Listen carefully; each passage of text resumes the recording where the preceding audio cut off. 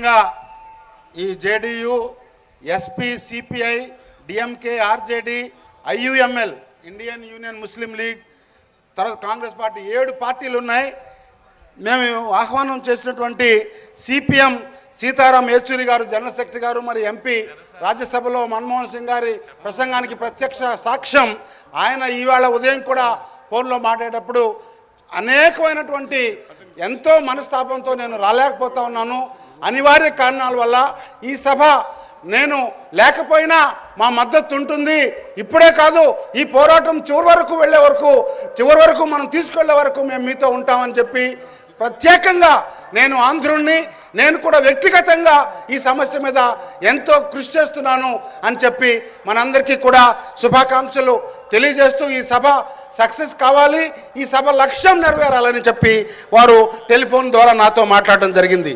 తర్వాత శరద్ పవార్ గారు, ఆయన ఎన్సిపి ప్రెసిడెంట్ గారు, ఎంపీ గారు, సీనియర్ రాజకీయ నాయకుడు, ఆయన నిన్న సాయంత్రం ఫోన్లో మహారాష్ట్రలో మరి రైతుల సంక్షోభం ఉన్న కారణం వల్ల నేను రాలేకపోతున్నాను, అయినా ప్రఫుల్ పటేల్ గారిని పంపించాలని ప్రయత్నం చేశాను, కానీ ఇక్కడ ఉన్నటువంటి తీవ్రతను బట్టి నేను వారిని కూడా పంపించలేకపోతున్నాను.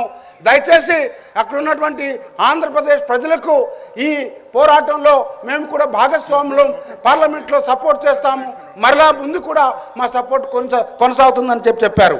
అదేవిధంగా Trinamool Congress west Bengal chief minister Mamata Banerjee గారితో మాట్లాడి డెరిక్ ఓబ్రైన్ గారు, ఆయన రాజ్యసభలో ఫ్లోర్ లీడరు, తప్పనిసరిగా మేము రాలేకపోయినా మా పోరాటంలో మా వంతు మేము భాగస్వాములుగా ఉంటాం, పార్లమెంట్లో కూడా మేము సపోర్ట్ చేస్తున్నామని చెప్పడం జరిగింది. అదేవిధంగా ఫరూక్ అబ్దుల్లా గారు, national conference Jammu and Kashmir, ఆయన మాజీ ముఖ్యమంత్రి పెద్ద ఆయన కూడా నేను రంజాన్ సమయంలో నేను ఎక్కడికి వెళ్ళడం లేదు, దయచేసి నా ప్రత్యేకమైన అభినందనలు తెలియజేయండి అని చెప్పి చెప్పడం జరిగింది.